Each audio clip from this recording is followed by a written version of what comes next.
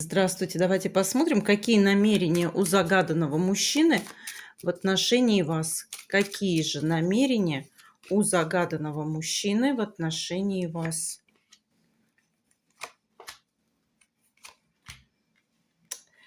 Ох, появиться перед вами, как ни в чем не бывало, и поговорить, где-то пойти на компромисс, какие-то сложные темы обсудить.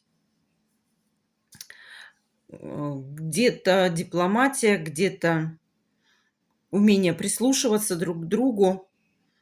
Это будет большой плюс в общении.